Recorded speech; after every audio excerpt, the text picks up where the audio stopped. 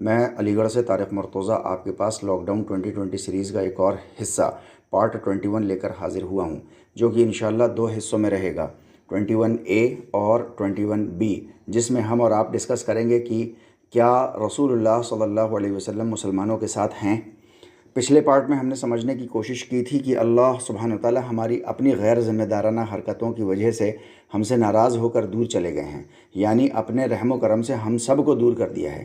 جب ہمارا آپ کا رب ہی ہم کو اپنے سے دور کر دے تو کہاں اور پناہ ملے گی؟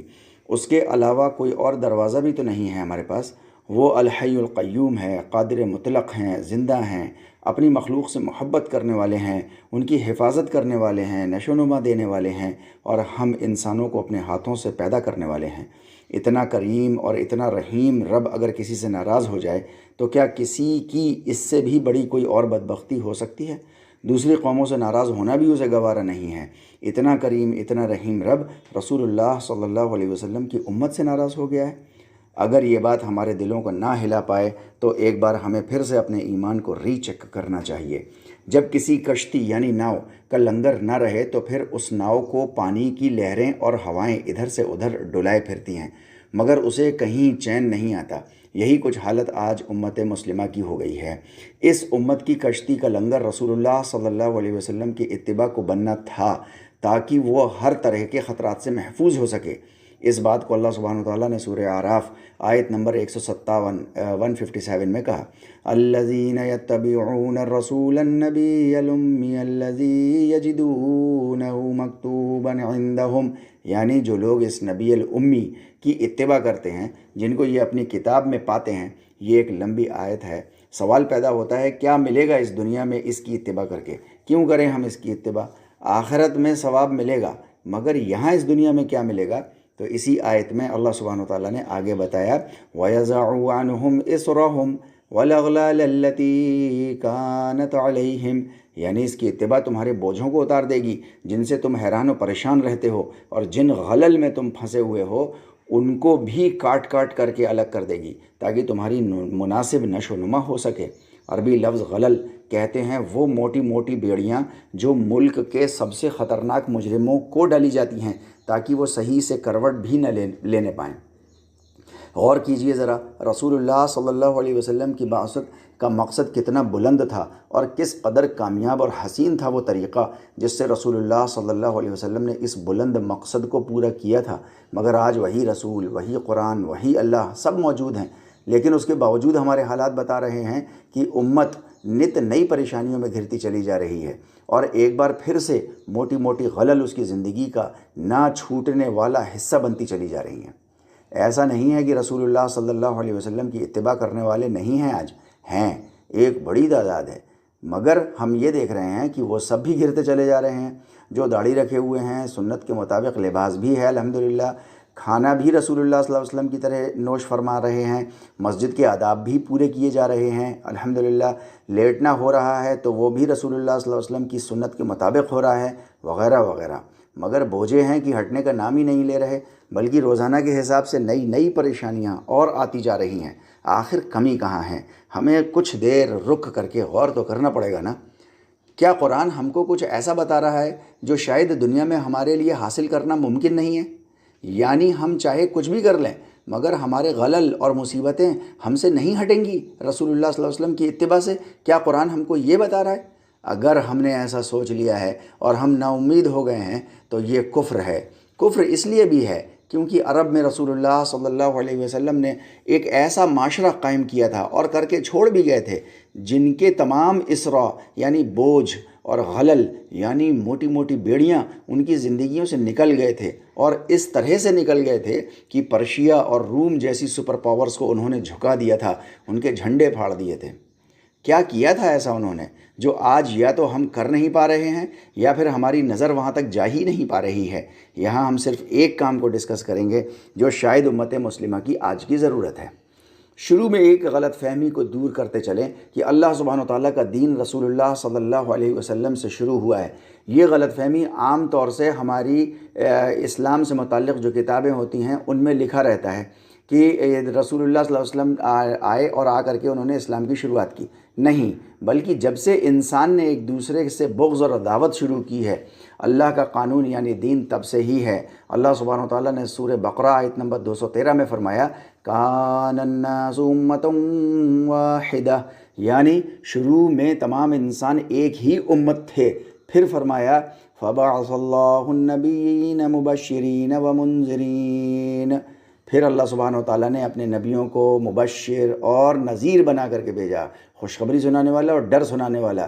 وَأَنزَلَ مَعَهُمُ الْكِتَابَ بِالْحَقِّ، اور ان کے ساتھ ہم نے اپنی کتاب حق کے ساتھ نازل کری، لِيَحْكُمَ بَيْنَ النَّاسِ فِي مَا اخْتَلَفُوا فِيهِ، کیوں بھیجی کتاب؟ اس لیے بھیجی تاکہ ان کے بیچ میں جو اختلاف ہو گیا ہے اس میں جو ہے وہ تمام انسانوں کے بیچ میں اس کا فیصلہ کر دے کہ ان کا اختلاف کیسا اور کون حق پر اور کون حق پر نہیں۔ پھر سورہ شورى آیت نمبر 13 میں اللہ سبحانہ وتعالیٰ نے ارشاد فرمایا شرع لکم من الدین ما وصى به نوحا والذی اوحینا الیک وما وصینا به ابراہیم وموسیٰ وعیسیٰ، یعنی ہم نے آپ کو وہی دین دیا ہے، یعنی وہی قانون دیا ہے جو ہم نے نوح کو دیا تھا، اور وہی ہم نے ابراہیم کو دیا ہے، وہی ہم نے موسیٰ کو دیا، وہی عیسیٰ کو دیا۔ دیکھا آپ نے، اللہ کا دین ہمیشہ سے ہی چلا رہا ہے۔ رسول اللہ صلی اللہ علیہ وسلم اسی دین کے آخری پیغمبر ہیں، اور اس لحاظ سے قرآن اللہ کے دین کی پہلی کتاب نہیں ہے بلکہ آخری کتاب ہے۔ اس آیت میں آگے اللہ سبحانہ وتعالیٰ نے ارشاد فرمایا ان اقیموا الدین ولا تتفرقوا فیہ، یعنی تم اس دین کو قائم کرو اور دیکھو آپس میں تفرقہ یعنی فرقے نہ بنا لینا۔ کیوں بولا اللہ نے ایسا کہ آپس میں بٹ نہ جانا؟ کیونکہ اللہ کے دین کے دشمنوں نے ہمیشہ سے انسانیت کو ایسے ہی بانٹا ہے۔ آج ہم کو اور آپ کو یہ جتنے بھی پوری دنیا میں الگ الگ نام سے مذاہب ملتے ہیں نا، جیسے ہندوازم، زورواسٹرینزم یعنی پارسی، جوڈائزم یعنی یہودیت، کرسچینٹی یعنی عیسائیت، یہ سب اللہ سبحانہ وتعالیٰ کے دین میں رسول اللہ صلی اللہ علیہ وسلم سے پہلے کے فرقے ہیں۔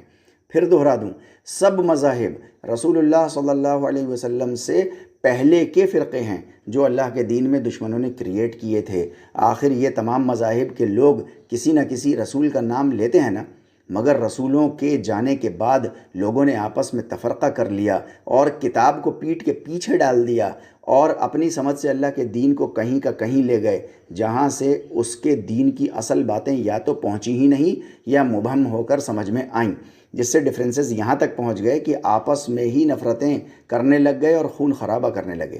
بس یہی وَلَا تَتَفَرَّقُوا فِيهِ کو پورا کرنے کا ایک بہت اہم کام رسول پاک صلی اللہ علیہ وسلم نے کیا تھا کہ ہزاروں ڈفرینسز کے باوجود انہوں نے صحابہ کرام کو اس قابل کر دیا تھا کہ وہ آپس میں ایک بنیان مرصوص یعنی سیسا پگھلائی دیوار بن گئے تھے۔ سورہ صف آیت نمبر 4۔ صحابہ نے ایسی دیوار بن کر اللہ سبحانہ وتعالیٰ کی دو ذمہ داریوں کو پورا کرنے میں رسول اللہ صلی اللہ علیہ وسلم کی بھرپور مدد کی، پوری جی جان سے انہوں نے کوشش کر کے لگا دی، اور اللہ نے انہیں ہر طرح کی کامیابیوں سے نوازا بھی۔ مگر رسول اللہ صلی اللہ علیہ وسلم کے اس دنیا سے رحلت یعنی جانے کے بعد اللہ کے دین کے دشمنوں نے ایک بار پھر سے سر اٹھایا، اور تاریخ بتاتی ہے کہ پھر وہ سر کچلا نہ جا سکا، کیونکہ جس امت کو رسول اللہ صلی اللہ علیہ وسلم چھوڑ گئے تھے وہ خلفائے راشدین کے بعد سے الگ الگ گروہوں میں بٹ گئی تھی، اور سب گروپس آپس میں اپنے مفاد میں پڑ گئے تھے، اور اللہ کی کتاب کو مہجور لگا کر آگے بڑھنے سے روک دیا تھا، اس کا کتمان کر کے بیٹھ گئے تھے، جس کا نتیجہ آج امت مسلمہ بھگت رہی ہے۔ یہاں یہ سوال پیدا ہو سکتا ہے کہ ہم نے تو نہیں کیا یہ سب، ہمیں تو وراثت میں ملا ہے یہ سب، ہم نے آنکھ ہی اس میں کھولی ہے، ایسا سسٹم ہی ہمارا تھا، اس میں ہمارا کیا قصور ہے، ہمیں کیوں سزا ملے؟ بات بالکل صحیح ہے آپ کی، جب آپ نے اور ہم نے شروع ہی نہیں کیا تو ہم کیوں پھنسیں اس میں؟ اللہ کے دین کا اصول ہے، یہ ہمیں جان لینا چاہیے۔ اللہ سبحانہ وتعالیٰ کے دین کا اصول ہے کہ جو پہلوں نے کیا اس کو وہی بھگتیں گے، اور جو ہم کریں گے، پھر دہرا دوں، ہم جو کچھ بھی کریں گے آج اس کا نتیجہ ہم کو ملے گا۔ سورہ بقرہ آیت نمبر 141۔ آج اللہ سبحانہ وتعالیٰ کا رسول آ گیا، اس کی کتاب آ گئی، اس نے کھول کر بتا دیا کہ کیا غلط ہے اور کیا صحیح ہے۔ تو اگر آج ہم کتاب آنے کے بعد اگر پھر بھی اسی برائی میں جمے رہیں جو ہماری کرتوتوں کا انجام ہمیں کو ملے گا۔ ہم چاہیں تو اللہ کی مان لیں، تو اللہ سبحانہ و تعالیٰ ہمارے ساتھ غفر یعنی حفاظت کا معاملہ فرما لیں گے، اور اگر نہیں تو ہم اپنی حرکتوں کی وجہ سے پکڑے جائیں گے، نہ کہ باپ داداؤں کے اعمال پر پکڑے جائیں گے۔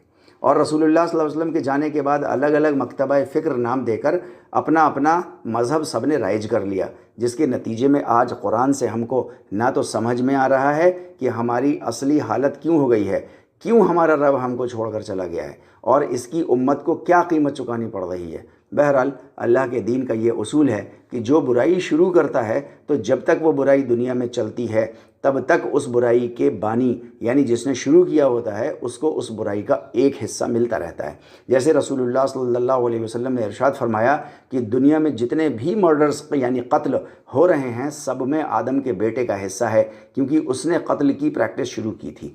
مجھے نہیں معلوم رسول اللہ صلی اللہ علیہ وسلم کے جانے کے بعد اللہ کے دین میں کس نے فرقے شروع کر دیے، مگر جس نے بھی کیے، جب تک یہ فرقے رہیں گے اور ان فرقوں کے چلتے جتنے بھی نقصانات تمام انسانیت کے ہوتے رہیں گے، سب میں ان سب کا حصہ بھی لگتا رہے گا جو ان کو زندہ رکھتا ہے۔ اللہ نے ہمارا نام مسلم رکھا ہے، ہوا سماکم المسلمین، سورہ حج آیت نمبر 78، مگر آج ہمیں اس نام پر تسلی نہیں ہوتی ہے، بڑی پریشانی ہوتی ہے۔ اگر کوئی کہہ دے کہ میں مسلم ہوں تو سننے والے کو تسلی نہیں ہوتی، عجیب سی نظروں سے دیکھتا ہے، ارے بھائی مسلم تو ٹھیک ہے مگر کون سا مسلم، شیعہ یا سنی یا معتزلہ؟ دیکھا آپ نے کیسے کھلتا ہے دروازہ فتنے کا۔ اگر آپ نے کہا شیعہ تو فوراً ایک اور سوال، کون سے والے شیعہ یا کون سے والے سنی، مطلب حنفی، مالکی یا کچھ اور دیکھا آپ نے جب ایک کی شرط ٹوٹتی ہے تو 2 کیا اور 73 کیا اور ہزاروں کیا، پھر تو سب ہی کچھ برابر ہے۔ نقصان ہمارا آپ کا کیا ہوتا ہے؟ نقصان تو اللہ کے دین کا ہو جاتا ہے نا۔ ہمارے گھر میں کون سی 2 وقت کی روٹی کم ہو جاتی ہے، مگر اللہ کے دین کو ہماری وجہ سے انسانیت سمجھنے سے قاصر رہ جاتی ہے، مجبور ہو جاتی ہے، اور نہ سمجھ پانے کی وجہ سے انسانیت جہنم میں گر جاتی ہے، اور انسانیت جانوری سطح سے اوپر اٹھ ہی نہیں پاتی، اور انسان دوسرے انسان کی خون پسینے کی کمائی پر قبضہ جما لیتا ہے اور اپنے بینک میں بند کر کے رکھ لیتا ہے اور گن گن کر خوش ہوتا رہتا ہے، مگر ویسے انفاق یعنی خرچ نہیں کرتا جیسے اللہ نے انفاق کا کائناتی اصول بتایا تھا۔ بس اگر کرتا بھی ہے تو اپنے باپ داداؤں کے طریقے پر کر کے خوش ہو لیتا ہے، خود فریبی میں مبتلا ہو جاتا ہے کہ میں نے اللہ کی عبادت کر تو لی، جس کی اس غلط فہمی کی وجہ سے تمام انسانیت کرہ اٹھتی ہے۔ کائناتی انفاق کے لیے ہماری اس سیریز کا پارٹ 15واں پارٹ ضرور دیکھیے۔ آئیے دیکھیں کوئی سوچ یا گروپ فرقہ کب بن جاتا ہے۔ الگ سوچ ہونا کوئی بری بات نہیں ہے، یہ ایک بہت موٹی اور اصولی بات ہم اور آپ سمجھ لیں۔ الگ الگ انسان ہیں، الگ الگ سوچ ہیں، الگ سوچ ہونا کوئی بری بات نہیں ہے۔ اللہ انڈیویجول ڈفرینسز کو اپریشیٹ کرتے ہیں، پسند کرتے ہیں، منع نہیں کرتے، مگر جب 2 انڈیویجولز کے سیلف انٹرسٹ آپس میں ٹکرا جائیں تب ہمیں اللہ کے حکم کی تعمیل کرنی ہوتی ہے۔ اللہ نے حکم دیا کہ اگر دین کے معاملے میں ڈفرینسز ہو جائیں تو فوراً راؤنڈ ٹیبل کانفرنس میں بیٹھ جانا، اجتماع کر لینا، اور وہاں سے تب تک نہ اٹھنا جب تک کوئی فیصلہ نہ ہو جائے، ورنہ کہیں ایسا نہ ہو کہ تم ڈفرینسز لیے باہر نکل آؤ اور پوری دنیا میں ہمارے دین کا مذاق بن جائے۔ اگر یہ اختلافات دور نہ کیے جائیں تو جلن حسد کی وجہ سے پیٹھ پیچھے برائی کرنے لگتے ہیں۔ آپ کو تو یاد ہی ہوگا کہ اللہ سبحانہ و تعالیٰ نے سورہ حجرات آیت نمبر 12 میں پیٹھ پیچھے برائی کو کہا ہے، یہ ایسے ہی ہے جیسے تم نے اپنے مرے ہوئے بھائی کا گوشت کھا لیا۔ مرے ہوئے بھائی کا گوشت اس لیے کیونکہ یہی وہ پیٹھ پیچھے کی حرکت ہے جو انسان کے دل و دماغ میں کینہ بھر دیتی ہے، جس کی وجہ سے نفرتیں اور زیادہ بڑھ جاتی ہیں، جس کی وجہ سے تمام انسانیت موت کے خطرے تک آ پہنچتی ہے۔ مگر پیٹھ پیچھے برائی کر کے چونکہ مزہ بہت آتا ہے، ایگو سیٹسفیکشن ہوتا رہتا ہے، اس لیے اسے گوشت کھانے سے تعبیر کر کے اللہ سبحانہ و تعالیٰ نے سمجھایا۔ ایک دوسرے کے خلاف رنجش میں پلاننگ کرتے ہیں۔ کس بات کی پلاننگ؟ یہی نا کہ گھروں سے اور ٹھہرنے کی جگہوں سے اور مسجدوں سے ایک دوسرے کو نکالا جائے، کیسے نکالا جائے، ان سب کی پلاننگ جو ہے وہ بڑے اطمینان کے ساتھ جو ہے وہ امت کے لوگ کیا کرتے ہیں، اور جان مال عزت پر ہاتھ ڈال دیتے ہیں، جس کو اللہ سبحانہ و تعالیٰ نے سورہ اعراف آیت نمبر 33 میں حرام قرار دیا۔ اس کے اگلے پارٹ 21B میں انشاءاللہ ہم اور آپ ڈسکس کریں گے کہ پتہ کیسے چلے کہ ہم فرقے میں ہیں یا نہیں، اللہ نے اپنے رسول کو کیا حکم دیا ہے کہ وہ کیا برتاؤ کرے ایسے فرقے والوں کے ساتھ، فرقے ختم کیسے ہوں گے، اور کچھ بے حد نازک سوالات ہوں گے جن کا جواب چاہیے ہوگا تاکہ ہم فیصلہ کر سکیں کہ ہم فرقوں میں رہیں یا نہ رہیں۔ وآخر دعوانا ان الحمدللہ رب العالمین۔ اگر ہماری اس لاک ڈاؤن 2020 سیریز کے کچھ پارٹس آپ سے مس ہو گئے ہوں تو برائے مہربانی 8279865903 پر واٹس اپ میسج ڈال دیجئے، انشاءاللہ مسنگ پارٹس آپ کو جلد از جلد بھیج دیے جائیں گے۔